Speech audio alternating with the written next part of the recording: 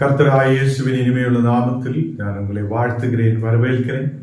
இந்த ராத்திரி வேளையில் தேவனுடைய வார்த்தைகளுமாய் உங்களோடு கூட ஆயிருக்க கர்த்தர் கிருபை செய்திருக்கிறார். அவர் நல்லவன், வாக்கு மாறாதவன், நம்மை பாதுகாத்து வழி நடத்துகிறவர். நாம் ஜெபிக்கலாம். தேவனே, பரிசுத்த பிதாவே, இந்த ராத்திரி வேளையில் அப்பா நாங்கள் ஒன்று சேர்ந்து உம்மை துதிக்க, உம்மை ஆராதிக்க, உம்முடைய நாமத்தை உயர்த்த நீர் எங்களுக்கு கிருபை செய்திருக்கிறதுக்காக ஸ்தோத்திரம். நீரே பரிசுத்தராய் உண்மையுள்ளவராய் எங்களோடு கூட இருக்கிற கிருபைக்காக ஸ்தோத்திரம். ஆண்டவரே, உம்முடைய தெய்வீக பிரசன்னத்தினால் நீர் எங்களை நிரப்பும். தெய்வீக ஆசீர்வாதத்தோடு உண்மையுள்ளவராய் கர்த்தரே உண்மையே பின்பற்ற நீர் கிருபை செய்ததுக்காக ஸ்தோத்திரம். வந்திருக்கிற ஒவ்வொரு மக்கள் மேலும் உமது தெய்வீக பிரசன்னம் இறங்கி வருத கிருபைக்காக ஸ்தோத்திரம். இந்த மக்களை நீர் ஆசீர்வதித்து பலப்படுத்தும். தெய்வீக கிருபையால் நிரம்பின மக்களாய், தெய்வீக அபிஷேகத்தால் நிரம்பின மக்களாய் இருக்க நீர் கிருபை செய்ததுக்காக ஸ்தோத்திரம். ஒவ்வொரு குடும்பங்களிலும் ஒரு தேவைகள் சந்திக்கப்பட, அவங்களுடைய தேவைகள் சந்திக்கப்பட்டு ஆசீர்வாதத்தோடு இருக்கப்பட கிருபை செய்யும். சரீர பலவீனதையோடு இருக்கிற மக்கள் உண்டு. வியாதிகளோடு பலவீனதையோடு கண்ணீரான சூழ்நிலையோடு இருக்கிற மக்கள் உண்டு. அவங்களுக்கு விடுதலை கொண்டு நிரப்பி நீர் ஆசீர்வதிக்கிறவைக்காக ஸ்தோத்திரம். ஆண்டவரே, எங்களை முற்றிலும் உம்முடைய கரத்தில் ஒப்பு கொடுக்கிறேன். நீர் எங்களோடு கூட இருந்து வழி நடத்தும், எங்களை ஆசீர்வதி பலப்படுத்தும். இயேசுவின் நாமத்தில் தரபிதாவே, ஆமேன், ஆமேன். கர்த்தர் நம்மை ஆசீர்வதித்து வழி நடத்துவார். இன்னைக்கு இந்த மீட்டிங்கில் கலந்து கொண்டிருக்கிற உங்களை யாவரையும் நசரேயனாகிய இயேசுவின் இனிமையுள்ள நாமத்தில் நான் வாழ்த்துகிறேன், வரவேற்கிறேன். நாம் வசனத்துக்கு நேராய் கடந்து செல்லலாம்.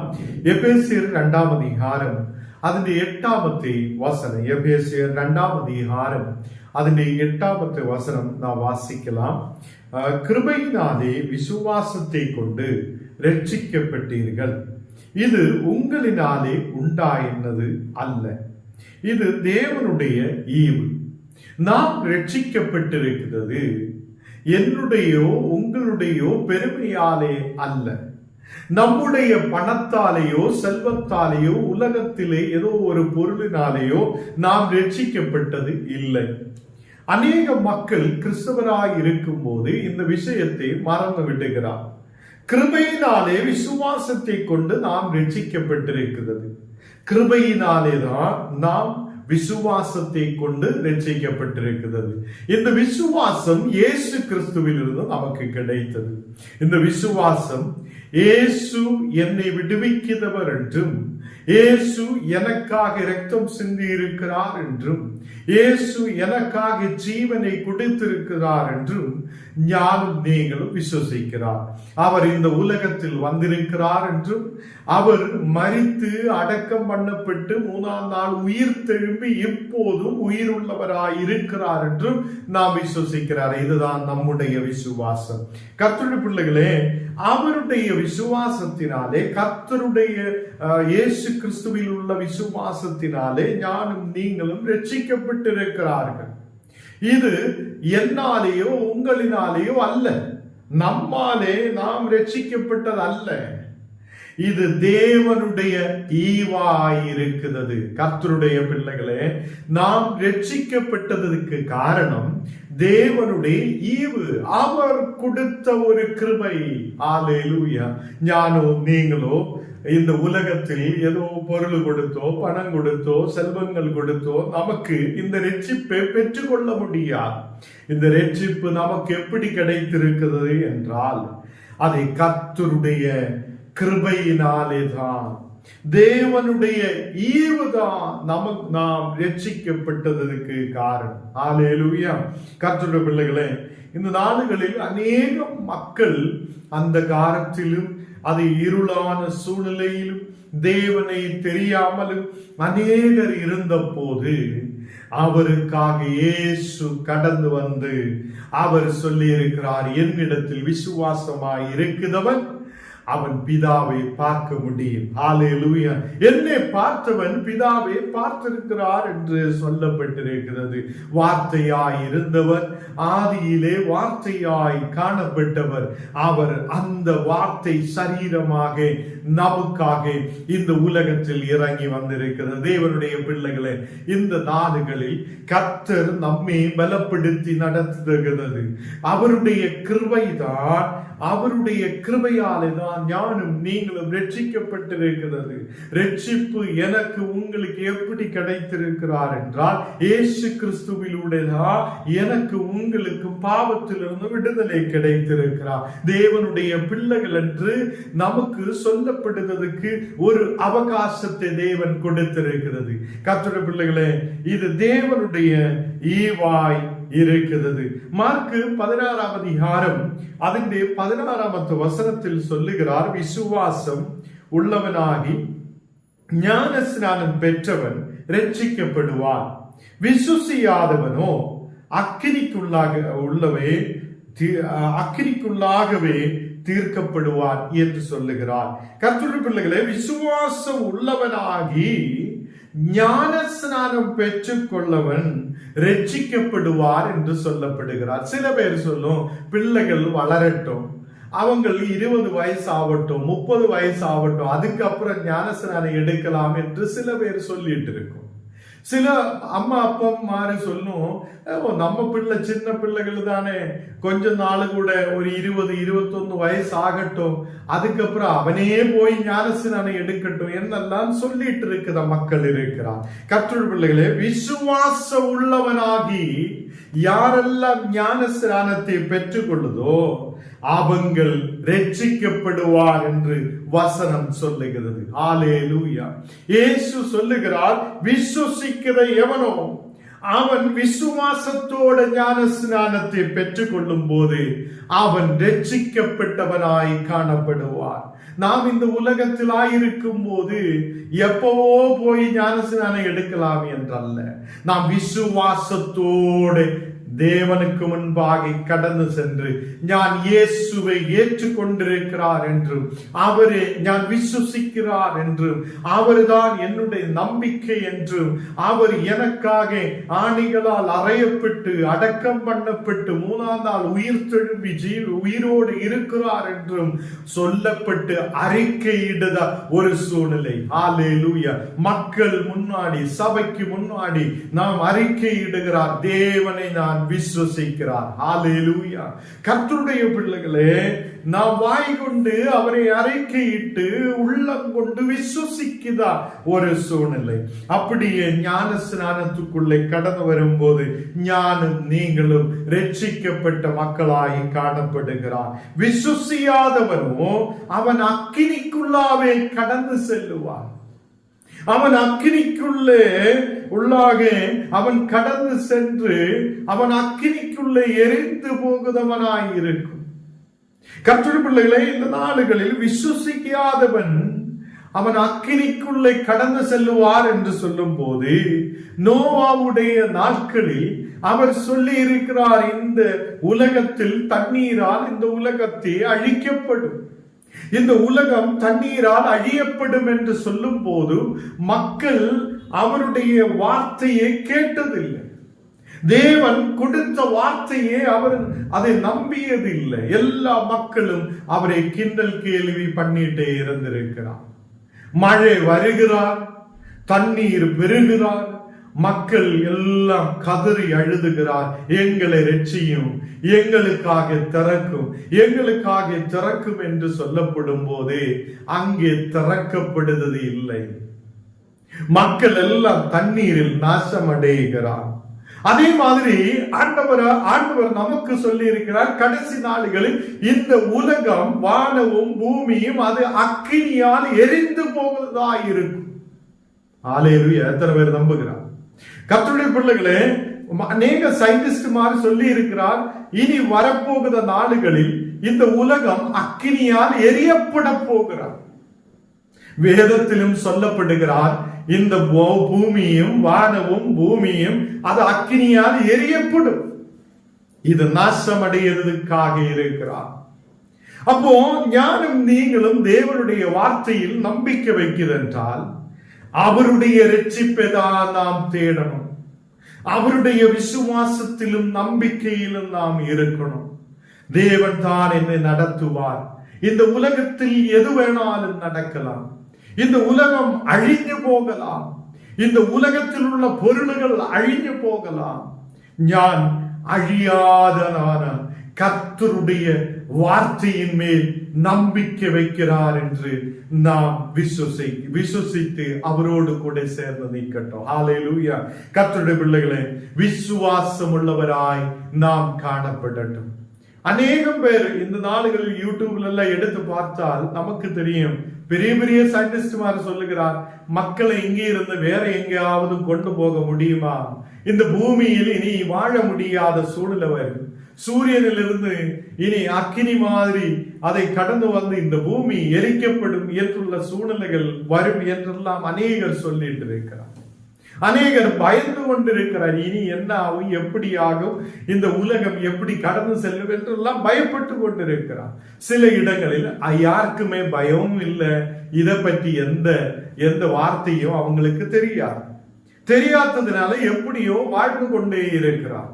கர்த்தருடைய பிள்ளைகளே, நாம் இந்த உலகத்தில் ஆயிருக்கும் போது அவருடைய கிருபையை தேட வேண்டும். அவருடைய கிருபையினாலே விசுவாசத்தை கொண்டு நாம் ரட்சிக்கப்பட்டிருக்கிறார் என்று அறியட்டும். கர்த்தருடைய பிள்ளைகளே, இயேசுவினால் நாம் அவருடைய விசுவாசத்தினால், அவரில் உள்ள விசுவாசத்தை கொண்டு நாம் இந்த உலகத்தில் ரட்சிக்கப்பட்டிருக்கிறார். அவர் நமக்கு நித்திய ஜீவனை அளிக்கிறவராய் இருக்கிறது. கலாத்தியர் 5ஆம் அதிகாரம் അതിന്റെ 4ാമത്തെ വചനം വാസിക്കും போது, கலாத்தியர் 5ஆம் அதிகாரம் അതിന്റെ 4ാമത്തെ வசனத்தில், நியாயப்பிரமாணத்தால் நீதிமான்களாக விரும்புகிற நீங்கள் யாவரும் கிறிஸ்துவை விட்டு பிரிந்து கிருபையில் நின்று விழுந்தீர்கள் என்று காணப்படுகிறார். நியாயப்பிரமாணத்தினால் நீதிமான்களாக விரும்புகிற நீங்கள் யாவரும், நீங்க நியாயப்பிரமாணத்தினால் தேவனுடைய வசனத்தால் நீதிமான்கள் ஆகலாம் என்று விரும்புகிற நீங்கள் கிறிஸ்துவை விட்டு பிரிந்திருக்கிறார் என்றும் கிருபையில் என்று விழுந்து விட்டிருக்கிறார் என்றும் காணப்படுகிறது. அப்போ ஞானம் நீங்களும் தேவனுடைய வார்த்தையில் விசுவாசம் வைக்கும் போது நாம் கிறிஸ்துவை விட்டு பிரியக்கூடாது. அநேகர் கிறிஸ்துவை மறந்து விடுகிறார். அநேகர் சுயமாயி அவங்களே பாஸ்டர்மாரே உயர்த்துகிறார். சபைக்குள்ளே வருத மக்களை எல்லாம் உயர்த்தி பேசுகிறார். தேவனை உயர்த்ததுக்கு நேரம் இல்லை. தேவனை உயர்த்தி அவரை ஆராதிக்கிறதுக்கு, தேவனை துதிக்கிறதுக்கு, தேவனை மகிமைப்படுத்துவதற்குள்ள நேரம் எல்லாம் அநேக இடங்களில் வீணாக்குது. கர்த்தருடைய பிள்ளைகளை, இந்த நாடுகளில் நாம் கிறிஸ்துவை விட்டுவிடக்கூடாது. நாம் இந்த உலகத்தில் ஏதோ பொருளுக்காக, இந்த உலகத்தில் ஏதோ ஒரு ஆசைக்காக, இந்த உலகத்தில் ஏதோ ஒன்று நேடலாம் என்று சொல்லி கிறிஸ்துவை விட்டுவிடக் கூடாது. ஹல்லேலூயா. எத்தனை பேருக்கு நம்பிக்கை வருகிறார்? போன நாளுகளில் 1-2 பொம்புள்ளைகள் கிட்ட நாங்கள் பேசும்போது அந்த பிள்ளைகள், ஐயோ எனக்கு இவன் தான் வேணும், எனக்கு இவனை தான் வேணும் என்று சொல்லிட்டு இருந்திருக்கிறார். அப்போ நான் அவங்கள்கிட்ட சொல்லி, தேவனுக்கு பிரியமான வழியில் நீங்க நடக்கணும். உங்களுக்கு பிடிச்ச மாதிரி வழியில் அல்ல, தேவனுக்கு பிரியமான வழியில், தேவன் உங்களை கொண்டு போக விரும்புத இடங்களில் நீங்கள் கடந்து செல்லணும். ஹல்லேலூயா. உங்களுக்கு பிடிச்ச மாதிரி போகலாம் என்று நினைத்தால் நீங்க ஏதோ படுகுழியில் விழுந்து விடுவார். ஹல்லேலூயா. அப்போ அவங்க என்ன சொல்லுகிறார்? இதுதான் எங்களுக்கு நல்ல வழி. பட் கர்த்தருக்கு அது நல்ல வழி அல்ல. நாளைக்கு நீங்கள் கடந்து சென்று கஷ்டப்படுவார் என்று ஊழியக்காரர்கள் சொல்லும் போது அதை கேட்காமலே சில பேர் முன்னாடி கடந்து செல்லுகிறார். கர்த்தருடைய பிள்ளைகளே, நாம் இந்த உலகத்தில் நம்முடைய புத்தியால் யோசிச்சு சில காரியங்களை செய்கிறது. நாம் அவருடைய ரட்சிப்பை மறந்து விடுகிறோம். அவருடைய அன்பை மறந்து விடுகிறோம். நம்முடைய தேவன் நம்முடைய மேல் அன்பு செலுத்தி இருக்கிறது. அவருடைய ஒரே ஒரு குமாரனை நமக்காக இந்த உலகத்தில் அனுப்பி இருக்கிறது. அவருடைய குமாரன் சும்மாவே இந்த உலகத்தில் வந்துட்டு போனவர் அல்ல. அவர் மனிதனாய் இந்த உலகத்தில் இருந்து, பரிசுத்தராய் இருந்து, அவர் ஒரு பாவமும் அறியாதவராய் இருந்து, நமக்காக, இந்த உலகத்திலே சகல மனிதர்களுக்காக அவர் பாவியாய் மாற்றப்பட்டிருந்திருக்கிறார். பாவத்தை ஏற்றெடுத்திருக்கிறார். அவர் பாவத்தை அறியாதவராயிருந்தும் நமக்காக அவர் பாவ பலியாக அவர் பலி செலுத்தப்பட்டிருக்கிறது என்று காணப்படுகிறது. கர்த்தருடைய பிள்ளைகளை, இந்த நாளுகளில் நம்முடைய வழிகள் நமக்கு நல்லது என்று தெரியும். நமக்கு அது நல்லது தானே, நாங்க போகலாம், தேவன் நம்மோடு கூட இருப்பார் என்றெல்லாம் நீங்க நினைக்கும். அப்படி நாம் கடந்து செல்லக்கூடாது. தேவனுக்கு பிரியமான வழியில் நடக்க, கர்த்தருக்கு பிரியமான வழியில் நாம் கடந்து செல்ல, கடைசி வரைக்கும் நாம் தேவனுக்காக ஓட நாம் முயற்சி எடுக்க வேண்டும். ஹல்லேலூயா. நாம் நம்முடைய ஓட்டத்தை ஏதோ வழியிலே நிப்பாட்டிட்டு நாம் திரும்பி போகலாம் என்று நினைக்க கூடாது. விசுவாசத்தோடு நாம் முன்னாடி கடந்து செல்லணும். விசுவாசத்தோடு முன்னாடி கடந்து செல்லும் போது நமக்கு என்ன கிடைக்கும்? நமக்கு ரட்சிப்பு கிடைக்குவார். அதிலூടെ நித்திய ஜீவனே கர்த்தராகிய இயேசு கிறிஸ்து நமக்கு கொடுப்பார். ஹல்லேலூயா.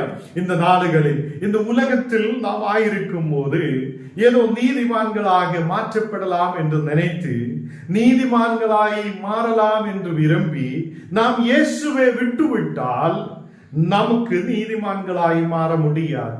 ரட்சிப்பு நமக்கு இருக்காது. கிருபையிலிருந்து நாம் விழுந்து விடுவார் என்று வசனத்தில் காணப்படுகிறது.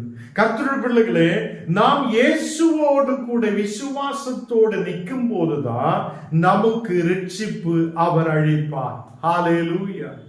இயேசு கிறிஸ்துவை விசுவசிக்கும் போதுதான் நமக்கு அவரிலூടെ நித்திய ஜீவனை பெறுவான், நமக்கு கிருபை செய்வார். நாம் கிருபையில் நின்று விழுந்து விடக்கூடாது. தேவனுடைய அன்பிலிருந்து பின்னாடி போகக்கூடாது. நாம் விசுவாசத்தோடு தேவனுக்கு முன்பாக நிற்க வேண்டும்.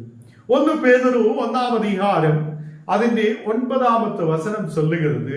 1 பேதுரு 1 அதிகாரம் അതിന്റെ 9ാമത്തെ வசனம், உங்கள் விசுவாசத்தின் பலனாகிய ஆத்தும ரட்சிப்பை அடைகிறீர்கள் என்று காணப்படுகிறார். உங்கள் விசுவாசத்தின் பலன் என்ன? ஆத்தும ரட்சிப்பு என்று காணப்படுகிறது. கர்த்தருடைய பிள்ளைகளே, நமக்கு ஆத்தும ரட்சிப்பு தேவையாயிருக்கிறது. இந்த உலகத்தில், இந்த மண்ணான சரீரம் உலகத்திலே நாம் விட்டுட்டு நம்முடைய ஆத்துமாவு தேவனோடு கூட சேரப்படும் என்று காணப்படுகிறது. நாம் தேவனுடைய பக்கத்தில் கடந்து செல்லணும் என்றால் நமக்கு ஆத்தும ரட்சிப்பு தேவையாயிருக்கிறது. அதுக்கு நாம் இயேசு கிறிஸ்துவில் விசுவசிக்கும் போது, அவர் எனக்காக இந்த உலகத்தில் கடந்து வந்திருக்கிறார் என்று விசுவசிக்கும் போது நாம் ஆத்தும ரட்சிப்பை பெற்றுக் கொள்ளுதான், அதை ஆத்தும ரட்சிப்பை அடைகிற மக்களாய் நாம் காணப்படுவார்கள். ஹல்லேலூயா.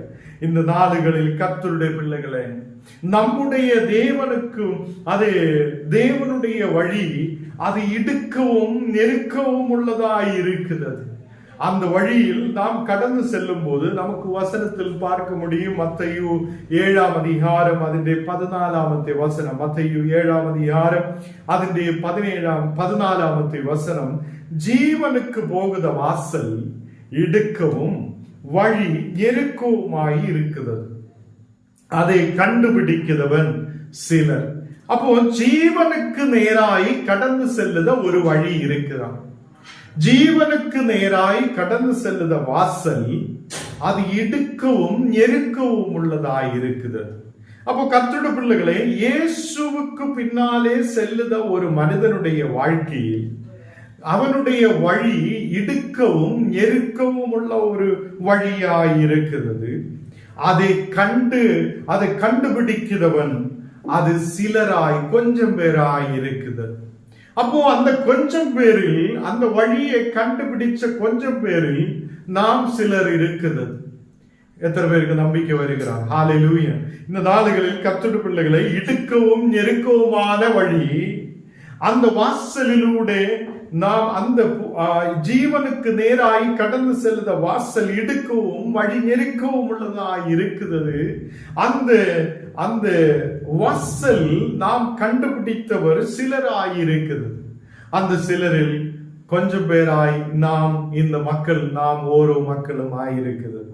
கர்த்தருடைய பிள்ளைகளே, இந்த நாடுகளில் நாம் இயேசுவே கண்டுபிடித்திருக்கிறார், இயேசுவே நாம் ருசித்து பார்த்திருக்கிறார். அப்ப இயேசு நமக்கு நித்திய ஜீவனை கொடுக்கிறவர்.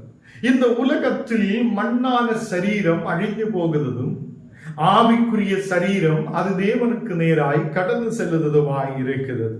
அப்போ நமக்கு என்ன தேவை? அந்த இடுக்கமுள்ள வழியை நாம் கடந்து செல்லட்டும். ஜீவனுக்கு போகுத வாசலை நாம் கண்டுபிடிக்கட்டும்.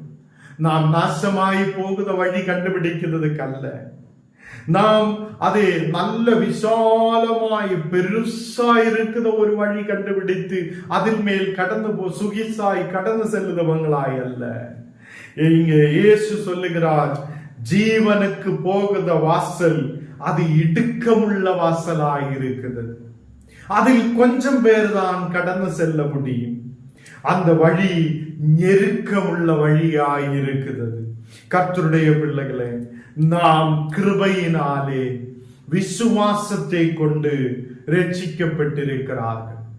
நம்முடைய ரட்சிப்பு எதுக்கென்றால் நாம் ஆத்தும ரட்சிப்பை பெற்றுக் கொள்ளுத மக்களாய் இருக்கு. நாம் ஆத்தும ரட்சிப்பை பெற்றுக்கொண்டு தேவனை துதித்து பாடி ஆராதித்து தேவனுக்கு பிரியமான மக்களாய் இருக்க தேவன் நமக்கு கிருபை செய்கிறது. கர்த்தருடைய பிள்ளைகளே, நமக்கு இன்னைக்கு நாம் கேட்ட வசனத்தில் நமக்கு விசுவாசம் தேவையாய் இருக்கிறது.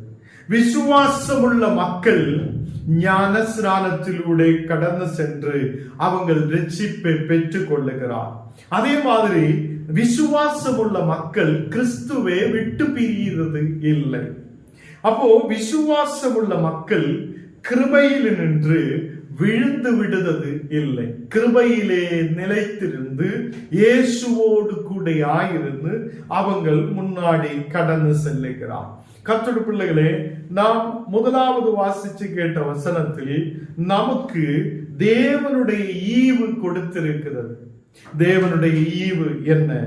அவர் நமக்கு ரட்சிப்பை கொடுத்திருக்கிறார். தேவன் நமக்கு ரட்சிப்பை கொடுத்திருக்கிறார். அந்த ரட்சிப்பு இயேசு கிறிஸ்துவிலூടെ நமக்கு கிடைக்கிறது. நாம் கண்ணுகளை மூடலாம், ஜெபிக்கலாம். ஆண்டவரே, இன்னைக்கு அப்பா நாங்கள் கேட்ட வசனங்களுக்காக ஸ்தோத்திரம்.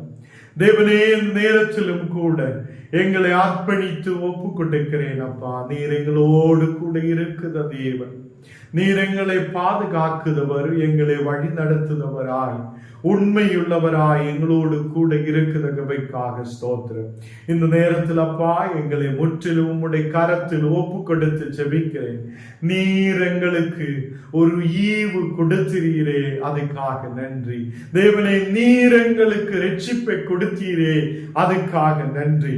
இந்த நாளுகளில் அப்பா நாங்களும் அந்த ரட்சிப்புக்குள்ளே கடந்து வர இயேசுவை ஏற்றுக்கொண்டு இயேசுவிலே நிலநின்று முன்னாடி கடந்து வர நீர் கிருபை செய்ததுக்காக ஸ்தோத்திரம். நாங்கள் விசுவாசத்தோடு முன்னாடி கடந்து செல்ல நீர் கிருபை செய்ததுக்காக ஸ்தோத்திரம். ஆண்டவரே, இன்னைக்கு வந்திருக்கிற ஓரோ மக்களையும் நீர் ஆசீர்வதித்து பலப்படுத்துவதற்காக ஸ்தோத்திரம். ஆண்டவரே, அநேகர் கண்ணீரான சூழ்நிலையோடு வியாதியோடு பலவீனதையோடு ஆயிருக்கும் போது அந்த மக்களை நீர் தொடுதற்காக ஸ்தோத்திரம். பிள்ளைகளுக்காக ஜெபிக்கிற மக்கள் உண்டு. ஆண்டவரே, அவங்களுடைய பிள்ளைகளை நீர் ஆசீர்வதித்து பலப்படுத்தும். தேசத்தில் ஒரு ஆசீர்வாதமாய் மாற்றும். ஆண்டவரே, அதே மாதிரி அப்பா இன்னைக்கு ஓரோ மக்களுடைய குடும்பங்களிலே தேவைகள் நீர் சந்திக்கிறதுக்காக ஸ்தோத்திரம். ஆண்டவரே, எல்லா குடும்பங்களில் தெய்வீக சமாதானம் உண்டாக, தெய்வீக ஆசீர்வாதம் உண்டாக நீர் கிருபை செய்ததுக்காக ஸ்தோத்திரம். கட பிரச்சனைகளோடு ஜெபிக்கிற மக்கள் உண்டு. கட பிரச்சனைகளை இயேசுவின் நாமத்தில் நீர் மாற்றி கொடுத்து ஆசீர்வாதத்தை கொண்டு நிரப்புதற்காக ஸ்தோத்திரம். எல்லா தின மக்களையும் நீர் பலப்படுத்தி வழி நடத்தும். எங்களை முற்றிலும் தாழ்த்தி ஒப்பு கொடுக்கிறேன் இயேசுவின் நாமத்தில் தன் பிதாவே, ஆமேன். பரமண்டலங்களில் இருக்கிறதா எங்கள் பிதாவே, உம்முடைய நாமம் பரிசுத்தப்படுவதாக, உம்முடைய ராஜ்யம் வருவதாக, உம்முடைய சித்தம் பரலோகத்திலே செய்யப்படுகிறது போல பூமியிலும் செய்யப்படுவதாக. எங்களுக்கு வேண்டிய ஆகாரத்தை இன்று எங்களுக்கு தார். எங்களுக்கு விரோதமாய் குற்றம் செய்கிறவர்களுக்கு நாங்கள் மன்னிக்கிறது போல எங்கள் குற்றங்களையும் எங்களுக்கு மன்னியும். எங்களை சோதனைக்குள் பிரவேசிக்க பண்ணாமல் தீமையிலின்று எங்களை ரட்சித்துக் கொள்ளும். ராஜ்யமும் வல்லமையும் மகிமையும் என்றைக்கு உம்முடையவர்களே. ஆமேன். என் ஆத்மாவே கர்த்தரே ஸ்தோத்திரி, என் முழு உள்ளமே பரிசுத்த நாமத்தை ஸ்தோத்திரி. என் ஆத்மாவே கர்த்தரே ஸ்தோத்திரி, கர்த்தர் செய்த சகல உபகாரங்களும் மறவாதே. ஆமென்.